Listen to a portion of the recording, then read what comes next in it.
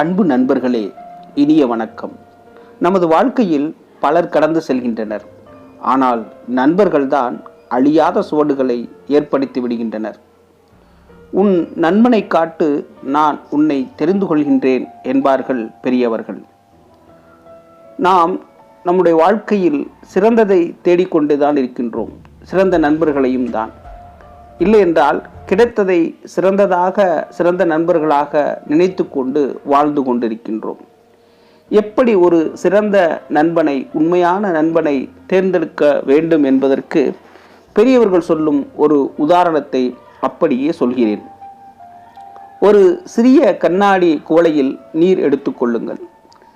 அதில் பஞ்சை போடுங்கள். அது என்ன செய்யும்? கொஞ்ச நேரத்தில் அந்த பஞ்சானது தண்ணீரை முழுக்க உறிந்து கொள்ளும் அல்லவா? இப்பொழுது வேறொரு கண்ணாடி குவளையில் அதே போல நீரை ஊற்றி செம்மண்ணை கொட்டுங்கள். அந்த செம்மண் அந்த நீரில் கரைந்து செம்புல பெயல் நீர் போல நீரின் நிறத்தையே மாற்றிவிடும். மற்றொரு கண்ணாடி குவளையில் வெள்ளை சர்க்கரையை கொட்டுங்கள்.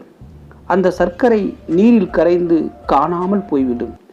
அதைவிட முக்கியமான ஒன்று, அது அந்த நீரின் சுவையை கூட்டிவிடும்.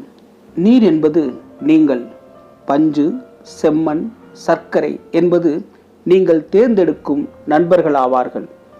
எத்தனை நிதர்சனமான வார்த்தைகள் இவை! உண்மைதான். சில நண்பர்கள் நமக்குள் இருக்கும் அனைத்தையும் உறிஞ்சி நம்மை ஒன்றுமில்லாமல் செய்து விடுவார்கள். அவர்கள் பஞ்சு போன்றவர்கள். அவர்களை விட்டு விலகி நிற்றலே நல்லது. சில நண்பர்கள் செம்மண் போன்றவர்கள். அவர்கள் நம்மோடு கலந்து நமது குணத்தையே மாற்றிவிடுவார்கள். அவர்களின் அனைத்து கெட்ட குணங்களையும் நம்மீது ஏற்றிவிடுவார்கள்.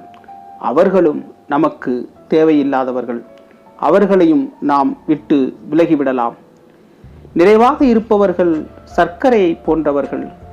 அவர்கள்தான் நம்முள்ளே ஒன்றாய் கலந்து நமது நிறத்தை மாற்றாமல் நம்மை சுவை மிகுந்தவர்களாகவே மாற்றிவிடுகிறார்கள்.